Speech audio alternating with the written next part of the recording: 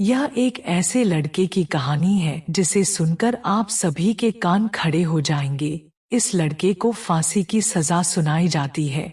जब इसकी आखिरी इच्छा को पूछी जाती है तो यह लड़का बड़ी शातिर दिमाग से एक ऐसी आखिरी इच्छा की ख्वाहिश करता है जिसे जज साहब सुनकर बिल्कुल हिल जाते हैं।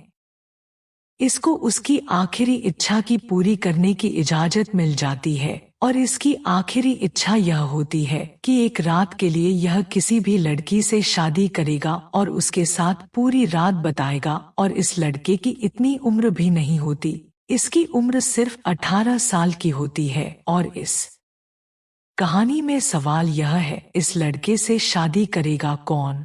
जो कोई लड़की होगी वह सिर्फ एक रात की दुल्हन बनेगी और उसके अगले दिन वह लड़की विधवा हो जाएगी क्योंकि इसको फांसी की सजा दी जाएगी। तो इस सवाल के जवाब को जानने के लिए बने रहिए मेरी पूरी कहानी में। कैदी नंबर 685 बहुत कम उम्र का लड़का था। उसकी उम्र 18 साल की थी। उसके चेहरे पर एक अजीब सा असर था। ना ही मैं उसे मासूम कह सकती थी ना ही मक्कार। जब भी मैं उसे देखती तो मुझे लगता वह किसी गहरी सोच में पड़ा हुआ है। चेहरे पर एक अजीब सा असर था। मुझे उसके लिए सबसे ज्यादा दुख इस बात का था कि वह सजाए मौत का कैदी था। 18 से 19 साल की उम्र में यह दुनिया छोड़कर जा रहा था, जबकि उसके लिए यह दुनिया अभी खुली भी नहीं थी। वह तो बहुत कम उम्र का लगता था। मेरा उससे पूछने को जी चाहता था, तुम्हें किसकी वजह से किस जुर्म की सजा मिली है? दुनिया की इतनी बहारें छोड़कर तुम मौत के सफर पर निकल पड़े हो। मगर उसके चेहरे पर इतनी मासूमियत होती, मेरा उससे बात करने को भी दिल घबराता था। मेरा नाम कुसुम है और मैं जेल में एक इंस्पेक्टर के पद पर तैनात थी। पुलिस में काम करने वाले लोगों की तरह मेरा दिल भी थोड़ा सख्त था, मगर इस कैदी को देखकर मेरा दिल पिघल जाता और दिमाग सवालों से उभर जाता था और दिमाग सवालों से भर जाता था। मैं उसे बहुत सारी बातें पूछना चाहती थी, मगर जेल के अंदर ऐसा माहौल नहीं होता कि आप किसी कैदी से इस तरह खुलकर बात कर सके। आज मुझे ऑर्डर मिला कि कैदी नंबर 685 की 2 दिन के बाद सजा है, यानी उसकी सजा का वक्त आ गया था। उसके घर वालों से मिलवाया जाना था। मेरा दिल बुरी तरह से घबरा रहा था। मैं आज पहली बार सजाए मौत के कैदी को उसकी सजा सुनाने जा रही थी। मेरा दिल परेशान भी हो रहा था। मैंने सोचा था कि मैं इस कैदी से उसकी आखिरी ख्वाहिश जरूर पूछूंगी, क्योंकि मरने से पहले इंसान की आखिरी ख्वाहिश हमेशा पूछी जाती है। यह एक ही हक है जिसे मौत के कैदी को दिया जाता है, चाहे वह अपना पसंदीदा खाना खाए, पसंदीदा आदमी से मिलना चाहे, उसका कहना हमेशा पूरी की जाती है। कैदी नंबर 685 जिसका नाम सूरज था, उससे भी उसकी आखिरी ख्वाहिश पूछी जानी थी, मगर फिर उसके घर वाले उससे मिलने आए थे। मैंने देखा उसकी माँ उसके गले लगकर रो रही थी। बेटा, मुझे पूरा यकीन है कि भगवान तुझे यह सजा नहीं होने देगा, तुझे इस सजा से बचा लेगा। मेरा दिल कहता है कि मेरा बेटा बेगुनाह है। मुझे उस औरत पर तरस आने लगा। माएँ भी कैसी होती है ना, सजा मौत तो उसकी 2 दिन के बाद होना ही लिखी थी, भला उसे कौन रोक सकता था। असल में अगले दिन इतवार का दिन था, इसलिए मुझे आज ही यह ऑर्डर मिला था कि मैं सूरज को उसके घर वालों से मिलवा दूं, ताकि फिर बाद में सजा पर काम किया जा सके। मेरा तो ख्याल था सूरज की आखिरी ख्वाहिश अपने घर वालों से मिलना ही होगा, तो वह उसके बाद कोई आखिरी ख्वाहिश नहीं करेगा, बस सुकून से मर जाना पसंद करेगा। मगर मैं यह नहीं जानती थी उसकी आखिरी ख्वाहिश इतनी अनोखी और निराली होगी। उसके घर वालों से मिलवाने के बाद उसे वापस जेल में बंद कर दिया गया। अब उसके पास सिर्फ 48 घंटे रह गए थे। मैंने जरा हमदर्दी से उससे पूछा था। पहली बार मैंने उससे बात की थी। सूरज, तुम्हारे मरने से पहले आखिरी ख्वाहिश तो पूरी हो गई। कौन सी आखिरी ख्वाहिश? उसने उतना ही तीखा सवाल किया था। यही है कि तुम अपने घर वालों से मिल लिए हो, अब तो तुम्हारे दिल में कोई ख्वाहिश बाकी नहीं रही होगी। ऐसा तो नहीं है, मेरी एक आखिरी ख्वाहिश जरूर है, मैं उसे पूरा करना चाहता हूँ। सूरज ने बड़े भरोसे से जवाब दिया था। क्या ख्वाहिश है तुम्हारी? मुझसे वादा करो कि तुम लोग मेरी ख्वाहिश जरूर पूरी करोगे। हाँ हाँ, पूरी करेंगे, जरूर करेंगे, यह तुम्हारा हक है। मैं उसकी कम उम्र का तरस खाकर बोली। तो फिर ठीक है, मुझे किसी बड़े अधिकारी के सामने पेश करो, मैं अपनी आखिरी ख्वाहिश का इजहार उसी से करूंगा। बहुत खास है मेरी ख्वाहिश, और मैं जानता हूँ कि तुम किसी अधिकारी तक नहीं पहुंचा पाओगी यह बात। उसकी ऐसी बातें सुनकर मुझे गुस्सा तो आया, लेकिन वह सजाए मौत का कैदी था। मैंने सोचा जाने दो जरा, बस 2 दिन का ही तो मेहमान है, मुझसे उससे दुश्मनी करके क्या मिल जाएगा। मैंने एसीपी साहब के सामने सूरज को पेश कर दिया। बोलो बच्चे, तुम्हारी क्या ख्वाहिश है? आखिरी ख्वाहिश बता दो। मैं हैरान थी कि एसीपी साहब इतनी नरमी से सजाए मौत के कैदी से कैसे पेश आ सकते थे, मगर शायद वह भी उसकी हकीकत को जानते होंगे कि उसका कसूर क्या है और उसे सजाए मौत क्यों मिली है। यहाँ पर ज्यादातर कैदी ऐसे ही थे जिनका कसूर छोटा और सजा बड़ी थी, जबकि बड़े बड़े गुनाह करने वाले खुलेआम घूम रहे थे। फिलहाल जब उसे उसकी आखिरी ख्वाहिश पूछी गई तो उसने कहा कि एसीपी साहब, मैं आखिरी बार जिंदगी में पहली और आखिरी बार शादी करना चाहता हूँ और एक दिन अपनी बीवी के साथ पूरा रात बिताना चाहता हूँ। उसकी ख्वाहिश सुनकर हमारे तो मुंह को ताले ही लग गए। एसीपी साहब ने अकल और होशियारी से काम लिया। देखो बच्चे, तुम्हारी शादी तो हम करवा देंगे, मगर तुमसे शादी करने के लिए मानेगा कौन? कमबख्त, तुम्हारे घर वाले अमीर तो है नहीं, तुम एक गरीब खानदान से संबंध रखते हो, क्यों एक मौका खराब कर रहे हो? कोई और चीज हो तो बता दो, खाना पीना, किसी से मिलना चाहो तो हम तुम्हारे लिए सब कुछ करने को तैयार हैं। क्योंकि तुम इस दुनिया से जा रहे हो हमारे लिए दुख की बात है, मगर कानून सख्त है और कानून ऐसा ही है, सबके लिए बराबर है। चाहे कोई कम उम्र हो या मासूम हो या फिर ज्यादा उम्र का बदमाश, सबके लिए एक ही सजा है। मैं नहीं जानता कि तुम्हें सजा क्यों हुई है। तुम्हारा केस तो सबसे ज्यादा उलझा हुआ है, लेकिन यह है कि अब तुम सजा मौत के कैदी हो तो बिना वजह तो नहीं हो, तुम्हें किसी वजह से तो यहाँ सजा मिली है। अब तुम किसी ढंग की ख्वाहिश का इजहार करो तो हम पूरी भी कर देंगे, लेकिन मैं यकीन से कह सकता हूँ कि तुमसे कोई शादी के लिए राजी नहीं होगा, और फिर हम कैसे तुम्हारी शादी करवाएं? सूरज बड़े तसल्ली के साथ बोला। एसीपी साहब, मैं कब आपसे कह रहा हूँ कि आप मेरी शादी करवा दो। मैं आपको एक ऐसा तरीका बताता हूँ कि मेरी शादी खुद बाखुद हो जाएगी। हर कॉलोनी में माइक में ऐलान करवा दो कि सूरज जो जेल में बंद है, जो एक दिन के लिए सजाए मौत से पहले उसकी दुल्हन बन सके, वह यहाँ जेल के अंदर आए। अब यह बात थी तो बड़ी, मगर सूरज ने हमसे वादा लिया, अगर कोई औरत उसके बाद भी मुझसे शादी करने को तैयार हो तो आप रोकेंगे नहीं और सुबह होने तक वह मेरे पास ही रहेगी। सूरज के अक्लमंदी ने हमें भी परेशान करके रख दिया था। उसकी हाजिर जवाबी ऐसी थी कि हम लोग परेशान हो गए। हमने कहा कि ठीक है, हम ऐलान तो करवा देंगे, मगर हमें इतना यकीन है कि तुमसे शादी करने कोई नहीं आएगा। कोई औरत अपना भविष्य क्यों बर्बाद करेगी? एक दिन के लिए क्यों दुल्हन बनेगी? अपने माँ बाप को क्यों रुस्वा करेगी? खैर, सूरज ने मेरी कोई बात नहीं सुनी। कहने लगा, बस आप ऐलान करवा दे, मेरी यह आखिरी ख्वाहिश है, उसके बाद अगर कोई ना आया तो मैं कोई और ख्वाहिश नहीं करूंगा, फिर मुझे भले सजाए मौत दी जाए। हमने सूरज की ख्वाहिश पर काम करते हुए उसके घर के बाहर ऐलान करवा दिया। साथ में यह भी बताया वह सजा मौत का कैदी है, 2 दिन के बाद उसको उसकी जुल्म की सजा में फांसी दी जाएगी और वह इस दुनिया से चला जाएगा। अगर कोई लड़की फिर भी उससे शादी करना चाहती है तो थाने में आ जाए, वहां से उसे जेल पहुंचा दिया जाएगा। हमें तो यह मजाक ही लगा था, हमने तो उसकी ख्वाहिश पूरी कर दी, मगर ठीक 1 घंटे के बाद सिपाही अभय ने बताया कि जेल में एक औरत आई है जो दुल्हन के कपड़ों में है और उसके साथ पंडित जी भी हैं।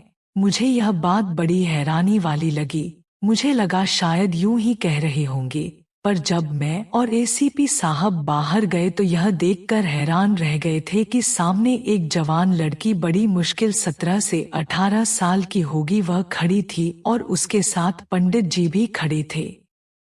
पंडित जी को देखकर ऐसा लग रहा था उस लड़की की शादी करने का बेड़ा उन्होंने उठा लिया है। उनके पास कोर्ट का रजिस्टर भी था, जबकि लड़की खूब अच्छी तरह तैयार थी। लड़की का मेकअप और उसकी तैयारी देखकर लगता था कि यह सब तो पहले से ही उसने तैयार कर रखा होगा। अब मुझे सूरज पर शक होने लगा था कि उसने ऐसी ख्वाहिश का इजहार क्यों किया। एक दिन के लिए उसे अपनी दुल्हन से मिलकर क्या मिलेगा?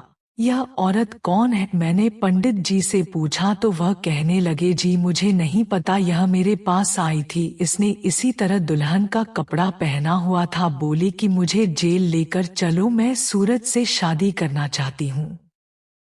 मुझे नहीं पता कि इस लड़की के दिल में क्या आया। मैंने तो इसे समझाया कि ऐसा ना करो, मगर यह समझने को तैयार नहीं है और यह लड़की कह रही है कि मुझे सूरज से ही शादी करनी है। मैं इसे बता चुका हूँ कि वह सजाए मौत का कैदी है, 2 दिन के बाद उसकी मौत हो जाएगी, मगर यह मानती ही नहीं।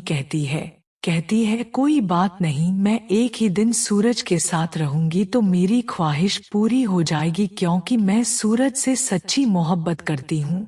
हमें नहीं पता था कि सूरज को कोई लड़की इतना चाहती होगी, उसके लिए सब कुछ छोड़ने को तैयार होगी। बात बड़ी अजीब सी थी, लेकिन खैर हमारा काम तो उसकी ख्वाहिश पूरी करनी थी। हमने किसी बात पर कोई ऐतराज नहीं किया। पंडित जी को बुला लिया गया। सूरज को उसके सेल से बाहर ऑफिस में बिठा दिया गया। पंडित जी ने उन दोनों की शादी संपन्न करवा दी। सूरज ने कहा कि अब ख्वाहिश के हिसाब से और वादे के हिसाब से अब मेरी दुल्हन को मेरे सेल में भेज दें। मैं उसके साथ बातें करूंगा पूरा दिन, बस हम अपनी पुरानी यादें ताज़ा करेंगे, फिर यह चली जाएगी। उसके बाद मुझे आप फांसी पर चढ़ा दो, कोई गम नहीं है, मुझे मेरी मोहब्बत मिल जाएगी। सूरज की बातें सुनकर मेरी आंखों में भी आंसू आ गए थे। सच्ची मोहब्बत वाकई ऐसी होती है, मैंने यही दिल में सोचा था, मगर यह नहीं जानती थी उसके पीछे कितनी बड़ी बड़ी कहानी होगी जो हमारे भी होश आवास उड़ाकर रख देगी। एसीपी साहब ने मुस्कुराते हुए मुझे इशारा किया कि तुम उस लड़की को सूरज के सेल में बंद कर दो। वहां तो कुछ भी नहीं है, बिस्तर भी नहीं है, यह बेचारी खुद ही तंग आकर थोड़ी देर में बाहर निकलने के लिए कहेगी। मैंने भी यही सोचा था। मैंने उस लड़की को सेल में ले गई, वहां तो बड़ी मुश्किल से 2 लोगों के खड़े होने की जगह थी। मैंने उन दोनों को सेल में बंद कर दिया और फिर बाहर आ गई। मुझे लगा था कि थोड़ी देर के बाद वह लड़की तंग आ जाएगी, मगर मुझे हल्की हल्की सी आवाजें आने लगी। ऐसा लग रहा था कि कोई कुछ खोलने की कोशिश कर रहा है। शक हुआ कि शायद सेल का दरवाजा तोड़ने की कोशिश की जा रही है, मगर मैं तसल्ली में थी। मैं जानती थी कि सेल का दरवाजा खोलना इतना आसान बात नहीं है। मेरी कोशिश यही थी कि सूरज अपनी आखिरी बातें अपनी मासूका से कर ले। मुझे उन दोनों में फिलहाल कोई दिलचस्पी नहीं थी जो वह बातें कर रहे थे, ना ही मैंने सुनी और ना ही उन पर ध्यान दिया। मुझे तसल्ली करने के लिए बस यही बात काफी थी कि सेल पर एक मजबूत ताला लगा हुआ था और उस ताले को कभी भी चाहकर नहीं खोला जा सकता था। काफी देर गुजर गई थी, मुझे नींद आने लगी थी, तभी मुझे उस सेल में थोड़ी सी चीखने की आवाज आई। मैं जल्दी वहां पहुंची तो वह लड़की जिसे सूरज के साथ शादी की थी, वह लड़की सेल में बैठी हुई थी। उसने कहा कि मुझे यहाँ से निकाल दिया जाए, मैं सूरज के साथ 1 मिनट नहीं रह सकती। मुझे लगा कि शायद सूरज उस लड़की के साथ कोई बदतमीजी की होगी। उसने कहा कि मेरे घर वाले मेरा इंतजार कर रहे होंगे, मुझे घर जाना है। मैंने जल्दी जल्दी सेल का दरवाजा खोला, उस लड़की को आजाद किया और वापस ताला लगाकर सूरज को कैद करके वापस अपने कमरे में आ गई। मैं इस बात से बेखबर थी कि जब मैं सुबह उठूंगी तो एक तूफान होगा जो मेरे इंतजार में होगा। एसीपी साहब ने मुझसे कहा, वह सजाए मौत वाला कैदी 685 कहाँ है? मैंने कहा, वह अपने सेल में होगा। आप ऐसा क्यों पूछ रहे हैं? वह बोले, मुझे तो कहीं नजर नहीं आ रहा। मैंने एक दूसरे कांस्टेबल को भेजा था, वह सूरज को लेकर आए। तुम जाकर सेल नंबर 685 में चेक करो, वह कहाँ है। कहीं तुमसे कोई गलती तो नहीं हो गई है। मैंने एसीपी साहब को यह तो कह दिया था कि मैं जाकर देखती हूँ, पर मेरा दिल तेजी से धड़क रहा था, मानो मुझसे सांस नहीं लिया जा रहा था।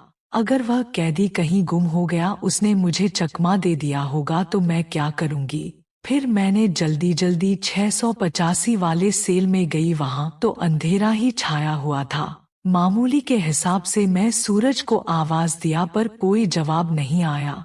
मैंने टॉर्च जलाकर देखा तो एक मरियल सा आदमी था जो कि सेल के फर्श पर पड़ा हुआ था। ऐसा लग रहा था उसकी मौत वाकई हो चुकी है। मैंने जल्दी से सेल को खोला, मगर जब मैंने उसे हाथ लगाया तो मेरी तो जान ही निकल गई। इतने में एसीपी साहब भी वहां पहुंच चुके थे। उन्होंने भी उस आदमी की तरफ देखा था, उनके भी होश उड़कर रह गए थे। एसीपी साहब मुझे डांटने लगे, तुम्हें इतनी अकल नहीं है, तुम्हें इतना एक्सपीरियंस हो गया है यहाँ काम करने का, मगर अभी तक तुम लोगों की समझ नहीं आई है। शर्म आनी चाहिए तुम्हें। पता नहीं तुम्हारा ध्यान कहाँ होता है। अब अगर किसी लापरवाही की वजह से मुझ पर शक्ति की गई तो उसका सारा हिसाब मैं तुमसे लूंगा, उसकी जिम्मेदार सिर्फ तुम होंगी। एसीपी साहब मुझे बातें सुनाने लगे। मेरा दिल चाह रहा था कि सामने मौजूद लड़की को उठाकर पटक दूं। इतना बड़ा धोखा जो हमारे साथ हुआ था, उसे किसी तरह भी भुलाया नहीं जा सकता था। मैंने तो सोचा था यह लड़की जो दुल्हन बनकर सूरज के साथ मिलने आई है, उसके मोहब्बत में पागल है, दीवानी है। मगर मैं यह नहीं जानती थी कि सूरज ने इसे हमें धोखा देने के लिए इस्तेमाल किया है। वह खुद दुल्हन के कपड़ों में निकलकर जेल से भाग गया था और हमारे सामने उस लड़की को छोड़ गया था। अब उस लड़की को सजाए मौत तो हम नहीं दे सकते थे, क्योंकि सजा मौत का कैदी जो होता है, सजा उसी को दी जाती है। अब उस लड़की का क्या कर सकते थे, जबकि यह लड़की मर्दाना कपड़ों में हमारे सामने बैठी थी। हमारे पूछने पर उसने कहा, आप लोगों ने सूरज के साथ अच्छा नहीं किया, वह सजा मौत का हकदार नहीं था। यह बात तो वक्त साबित करेगा। उस लड़की ने आंखों में आंखें डालकर मुझे यह बात कही तो मुझे उस पर ज्यादा गुस्सा आने लगा, मगर मैं कुछ कर नहीं सकती थी। एसीपी साहब ने ऑर्डर दिया कि अब सूरज को जल्द से जल्द ढूंढा जाए, वरना 2 दिन के बाद हम क्या जवाब देंगे। हमें उसे सजाए मौत देनी थी, फांसी के फंदे तक पहुंचाना था, और वह हमें चकमा देकर भाग गया है। बड़े अफसोस की बात है, मुझे तुम्हारी ड्यूटी मर्दों की जेल में लगानी ही नहीं चाहिए थी। औरत औरत ही होती है, वह मर्दों को नहीं समझ सकती। एसीपी साहब मुझे खरी खोटी बातें सुना रहे थे। मेरा दिल था कि घबरा रहा था, मैं समझ नहीं पा रही थी इतना बड़ा धोखा मेरे साथ कैसे हो सकता है। मैंने एक आदमी पर भरोसा किया, एक लड़की पर तरस खाया। तरस खाकर उसकी शादी करवाई और उसने मेरी आंखों में ही धूल झोंक दी। मगर अब हमारे पास सिर्फ एक ही चारा था, हम सब उस लड़की के माँ बाप तक पहुँचते या फिर सूरज को ढूंढ कर लाते। रात के अंधेरे में कहाँ गया था, हमें इस बात का बिल्कुल पता ही नहीं था, क्योंकि वह यहाँ से सुबह 4 बजे निकला था। मगर मुझे उस लड़की पर हैरानी हो रही थी। अब मेरा सारा ध्यान उस लड़की के ऊपर था। आखिर क्यों वह लड़की सूरज की जगह बैठने पर राजी हो गई? कैसे उसने सूरज को अपना पति भी मान लिया, और कैसे उसने यह सोच लिया कि सूरज के हिस्से की फांसी उसे दी जाए?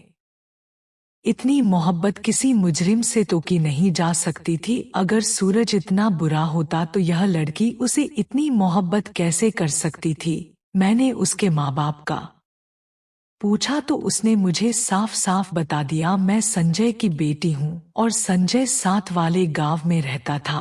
संजय को बुलाकर लाना हमारे लिए कोई मुश्किल बात नहीं थी, मगर मैंने सोचा जब लड़की मेरे सामने है तो क्यों ना मैं सारी बात इसी से पूछ लूं। तब उसने एक अजीब बात कही, बोली कि मैं सूरज भाई के बारे में एक एक बात आपको सच बताने के लिए तैयार हूँ। मैंने हैरानी से देखा था, वह अपने पति को भाई कह रही थी। क्या कहा तुमने सूरज भाई? क्या तुम उसे भाई समझती हो या रिश्ते में वह तुम्हारा भाई लगता है, या तुम लोगों ने यह नाटक किया है? वह नहीं, रिश्ते में मेरा भाई नहीं लगता, मेरे भाई जैसा ही है। मोहब्बत में उनसे जरूर करती हूँ, मगर मेरी मोहब्बत ऐसी नहीं थी। मैं उसे भाई मानती थी। तो फिर तुमने यह सब कुछ क्यों किया? तुमने उससे शादी क्यों किया? क्या वजह थी? क्या तुमने हम सबको चकमा देने के लिए, सूरज को यहाँ से भगाने के लिए ऐसा किया था? यकीन मानिए ऐसा बिल्कुल भी नहीं है। वह कल शाम तक वापस आएंगे। वह मुझे यहाँ कैसे देख सकते हैं? फिलहाल उन्होंने मुझसे शादी कर लिया है, मैं उनकी जिम्मेदारी हूँ। वह इस जिम्मेदारी को कभी भी छोड़कर बुज़दिलों की तरह पीठ दिखाकर भागने वालों में से नहीं है। लड़की की बातें सुनकर मैं तो हैरान ही रह गई थी। फिर जो उसने मुझे कहानी सुनाई वह तो मुझे और ज्यादा परेशान कर गई थी। मैं मजबूर हो गई कि मैं अपना फैसला बदल लूं और दोबारा से इस सारे मामले को जांच किया जाए। वह लड़की अब कहानी सुनाना शुरू करती है। मेरा नाम भावना है। मेरी बड़ी बहन की मंगनी सूरज से हो चुकी थी। सूरज बचपन से ही बहुत बहादुर लड़का था। जिंदगी में शायद ही ऐसा कोई वक्त आया हो जब सूरज किसी से डर कर भागा हो। वह मेरे बाप के दोस्त का बेटा था, इसलिए मेरे माँ बाप ने उन पर बहुत भरोसा करते थे। फिर जब उन्होंने मेरी बड़ी दीदी की मंगनी भाई से करवा दी तो वह हमारे घर भी आने जाने लगे। मगर गांव का माहौल बड़ा अजीब होता है। एक रात सूरज दीदी से मिलने हमारे घर के लिए आए। उस दिन मम्मी पापा घर पर नहीं थे। सूरज जीजू की मंगनी हो चुकी थी। फिलहाल उनका हमारे साथ एक रिश्ता बन गया था। हम दोनों बहनें घर पर ही थी, घर में और कोई नहीं था। वह पिछले दरवाजे से आए। मैं समझ गई थी कि दीदी से मिलने आए होंगे। वह किचन में चाय बनाने लगी। वे दोनों आपस में बातें कर रहे थे कि दरवाजे पर जोर जोर से किसी की आने की आहट हुई। मैं घबरा गई, मुझे लगा शायद मम्मी पापा आ गए होंगे। मगर मैंने जाकर दरवाजे से बाहर झांक कर देखा तो कोई 3-4 आदमी खड़े थे। मेरी आंखों में डर के साए लहराने लगे। मैं सोच भी नहीं सकती थी कि हमारे दरवाजे पर कभी ऐसे आदमी भी आएंगे। मुझे इस बात की तसल्ली तो थी कि सूरज जीजू हमारे साथ है, मगर यह आदमी गांव के बदमाश थे। मुझे उनको देखकर ही खून सा सूख गया था। मैंने उनसे पूछा कि तुम कौन हो? उन्होंने कहा कि दरवाजा खोल दो, नहीं तो हम दरवाजा तोड़ देंगे। मैंने उनसे बहुत ही विनती की, हम घर में अकेली बहनें हैं, तुम लोग यहाँ से वापस चले जाओ। तब उन्होंने माँ बहन की गालियाँ देते हुए कहा कि हम वापस नहीं जाएंगे, तुम लोग इस गांव में खुलेआम इश्कबाजी चला रहे हो। हमें साफ पता चला है इस घर में और कौन कौन है। हमारे सामने तुम लोगों के घर में एक लड़का आया है। यह शोर सुनकर सूरज जीजू भी बाहर आ गए। उन्होंने घर का दरवाजा खोल दिया, मुझे अंदर जाने को कहा। मैं तो अंदर कमरे में चली गई, मगर सूरज जीजू उन लोगों से उलझ पड़े। उनमें से एक ने बहुत गलत बात की। बोला कि अगर हमें पता होता यहाँ पर लड़कियां हैं और इस तरह की लड़कियां हैं तो हम भी 2-4 प्यार के फूल खिला ही लेते, पैसे भी अच्छे देंगे। यह बात सुनकर सूरज जीजू से रहा नहीं गया। उन लोगों ने इतनी गलत बात कर दी थी कि सूरज जीजू गुस्से से उभर चुके थे। फिलहाल उनकी होने वाली पत्नी के बारे में इतनी गलत बातें बोली गई और किसी भी आदमी के सामने ऐसी बातें बोली जाए तो कोई बर्दाश्त नहीं कर सकता।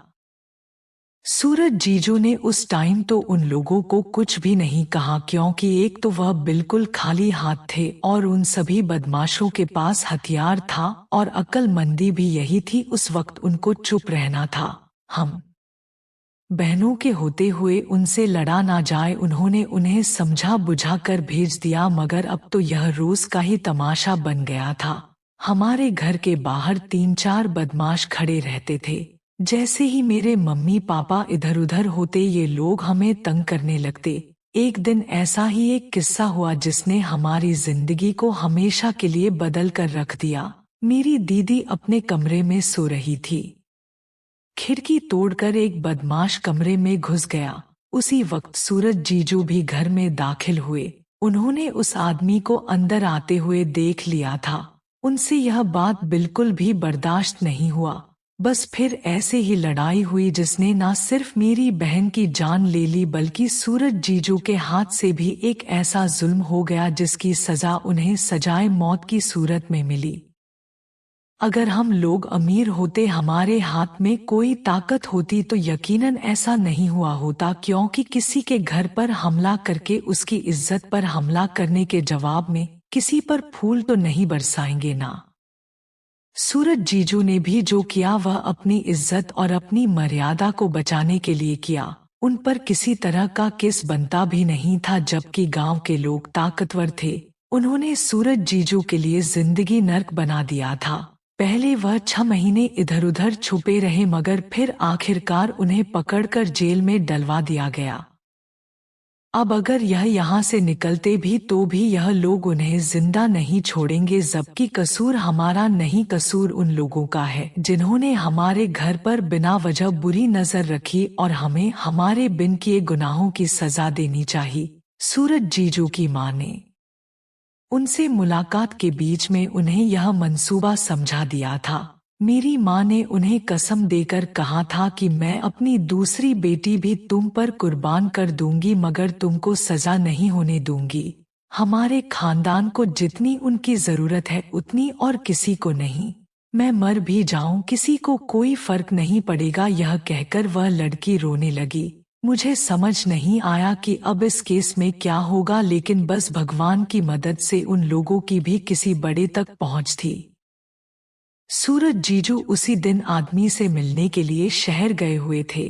रातों रात जाकर अपना केस उनके सामने रखा। वह बड़ा अधिकारी था, उसने एक बड़ा वकील किया। अच्छे वकील से जान पहचान होना भी इंसान को थाने और जेल की सलाखों से बचा लेता है, मगर यह केस तो काफी आगे जा चुका था। वकील साहब की धमकी और उनके वकालत ने एसीपी साहब को भी घायल करके रख दिया था। सजाए मौत सूरज के लिए नहीं बनती थी और ना ही सूरज की तरफ से कोई अपील दी गई थी। उसे सफाई का मौका भी नहीं दिया गया। केस चला, उसके बाद सूरज जीजू बरी हो गए, क्योंकि वह बिना हथियार के थे। उसके पास तो कोई हथियार भी नहीं था और ना ही उनके नाम पर कोई हथियार खरीदा गया था। भगवान ने शायद उनकी मोहब्बत और सच्चाई की लाज रखी थी, वरना इतने बड़े केस से मैंने कभी भी किसी को बरी होते हुए नहीं देखा। भगवान हम सबके दिलों में बस सच्चाई जगा दे, जिससे हम किसी का नुकसान ना पहुंचाएं और अपने सच्चाई पर यूं ही साबित कदम रहे। मेरी भगवान से यही प्रार्थना होती है। अगर आपको आज की कहानी पसंद आई है तो वीडियो को जरूर लाइक कीजिएगा और अपने दोस्तों के साथ शेयर भी कीजिएगा। और हाँ, अगर आपने अभी तक हमारे चैनल को सब्सक्राइब नहीं किया है तो जाकर जरूर सब्सक्राइब कर लीजिए। मिलते हैं हम अपनी कल की एक नई दिलचस्प कहानी के साथ। मुझ पर सदा अपना प्यार और स्नेह बनाए रखें। सभी को मेरा प्यार भरा नमस्कार दोस्तों।